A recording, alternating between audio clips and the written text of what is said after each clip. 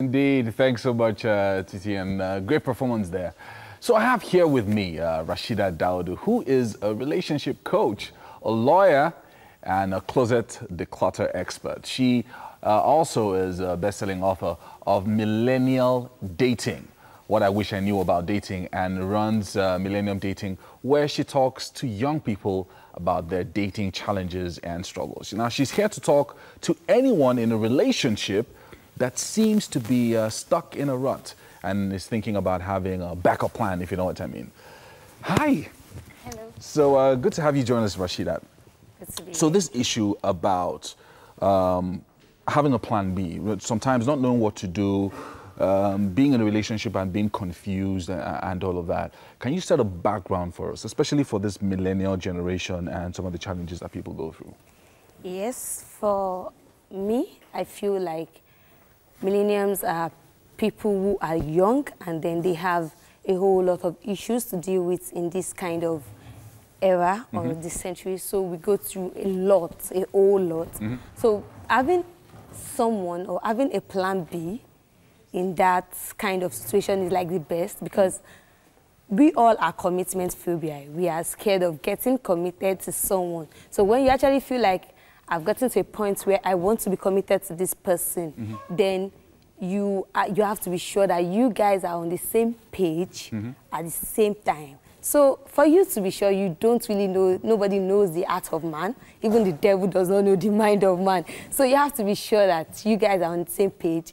And anytime you notice that there is any doubt or something, I just think it's the perfect time for you to have a plan B. Okay, we're going to talk about plan Bs in a moment, but let's talk about the issues and some of the technical issues and, of course, some of the traditional issues that we have to face in a country like Nigeria and in Africa as well. Okay. So usually people associate you with someone that you want to get married to.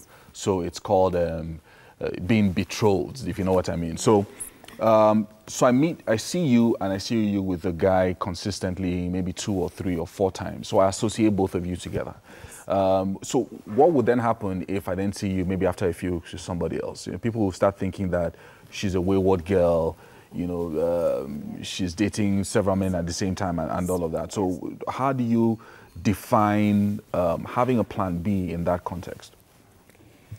A plan B does not necessarily mean that you show the person to the world. It does not necessarily mean that you are in a committed relationship with that person. It just means that you feel like this person has the same, let's call it, this person is your spec, like we use nowadays. So let's just say this person has the same vibe with you. You guys click and then you find out that you guys are on, like, getting along. So you don't get committed so that you won't look like you're jumping around, but you just put them in that kind of position that makes you feel like if this does not work out, if my relationship with that guy that seems committed does not work out, then I can actually go on with that other person. Yeah. So why would somebody decide that they want a plan B in the first place?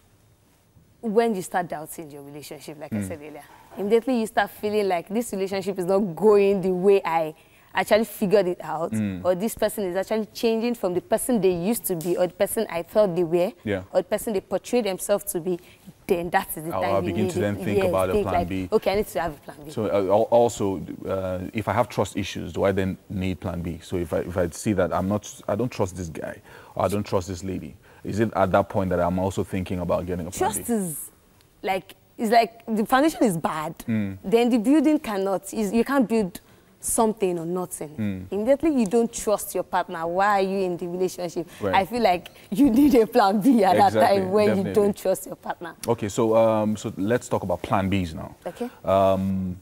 So plan B essentially is you protecting yourself from being hurt or from being left out in the cold when something suddenly happens. Yes. So are there different kinds of plan Bs? Different kind of plan B. I don't think they are different. So a plan B is definitely another person. Yes. Right. It's just another person that you vibe with, another person that you click with, another person that sees life from the same aspects, and that person that has the same sense of humor. That is just the person you feel like, okay, I can actually spend the rest of my life with. But it's somebody that you don't give it your all, so that you won't actually get in a position where both partner are actually committed to you and you are just confused. So what happens at the point where you're in a committed relationship with someone that you're having doubts, right? Okay.